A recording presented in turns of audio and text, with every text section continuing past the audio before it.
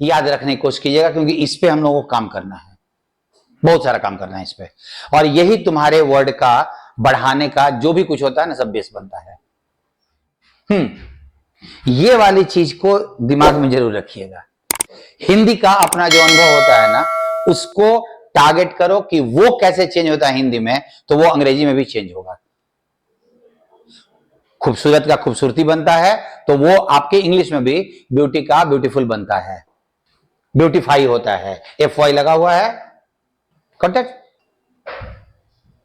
Homograph पे हम लोग को बहुत ज्यादा काम करना है, लेटर ऑन हम लोग काम करेंगे उसको।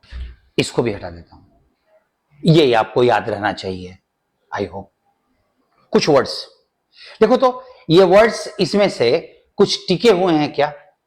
सिमिली, सिमिली पे एक फिगर ऑफ स्पीच है एक्चुअली। जब हम सिमिलैरिटी, हाँ वो सिमिली एज के लिए इस्तेमाल किया जाता है, एज को सिमिली में भी इस्तेमाल करते हैं। I treat you as my friend, he is as good as a fool, simile है। कुछ याद आ रहा है? कॉम्बैट का मतलब लड़ना, सामना करना, तो जो कॉम्बैटिव होगा एडजेक्टिव है, उसमें लड़ने का गुण है, लड़ाकू है।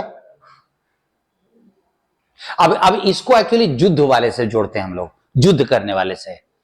तो जो झगड़ालू वाला नहीं इस्तेमाल करते, कॉम्बैट का मतलब झगड़ा करना नहीं होता है, फौजी वौजी लोगों के लिए इस्तेमाल करते हैं। और कॉम्बैटेंट नाउन हो गया, TNT, तो वो लड़ाकू आदमी हो गया। सेंसिटाइज, किसी को किसी बात पे सेंसिटिव बनाना,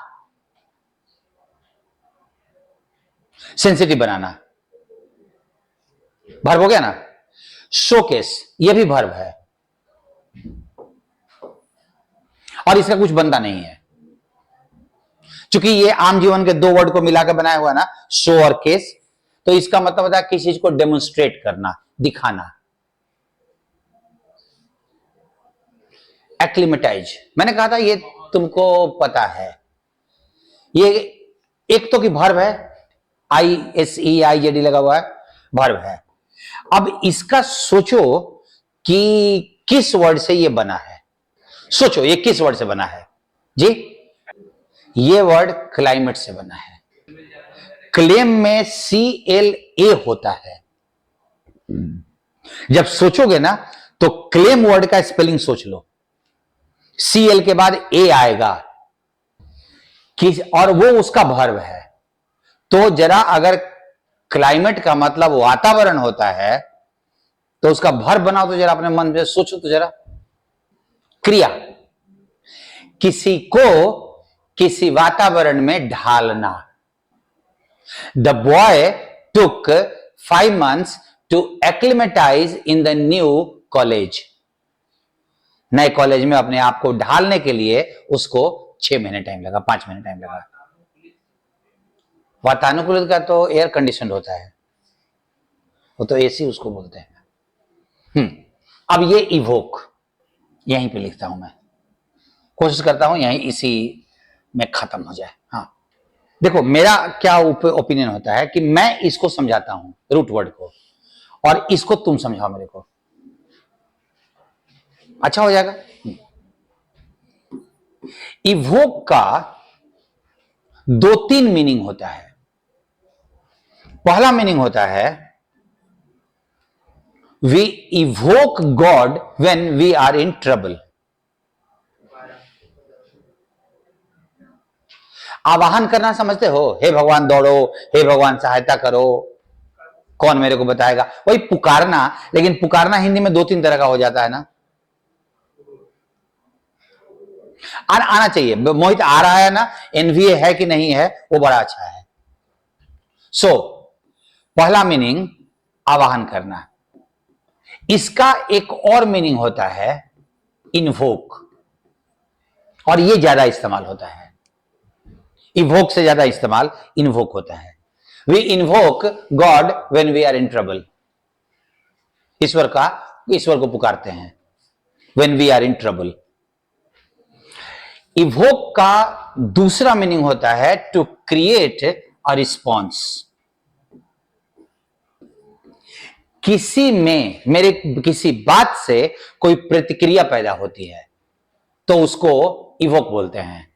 जैसे the statement of the minister evoked anger in the people. Minister के स्टेटमेंट ने लोगों में गुस्सा पैदा कर दिया। वो बोलते हैं ना, नाराजगी पैदा कर दिया, खुशी पैदा कर दिया, टू क्रिएट अ रिस्पॉन्स। और तीसरा मीनिंग होता है रिकॉल मेमोरी ऑफ समवन। कोई चीज देख के या किसी व्यक्ति को देख के किसी की जो याद आती है उसको इवोक बोलते हैं। Whenever I see my dog, I am reminded of my friend. My dog evokes the memory of my friend. My dog evokes the memory of my friend. हाँ, उसकी याद ताजा कर देना, याद जगा देना, like that. So, याद जगा देना, कोई प्रतिक्रिया पैदा करना किसी काम से, और किसी को सहायता के लिए बुलाना। ठीक है। अब तुम्हारा इवोकेटिव एक्चुअली खाली इसी मीनिंग में इस्तेमाल होता है, इसी का एडजेक्टिव बनता है evocative. This photograph is evocative of the memory of my old friend. वो याद दिला देता है। और सॉरी, इवोकेशन है, इवोकेटिव, बेग पार्डन। और इवोकेशन तुम उसको नाउन के तौर पे यूज करो तो तीनों में से कोई भी यूज हो जाएगा। ऐसे करोगे ना तो तुमको ये वर्ड, इस वर्ड को तुमने टाइम दिया तो टिकने का चांस बनेगा, टिकने का चांस बनेगा।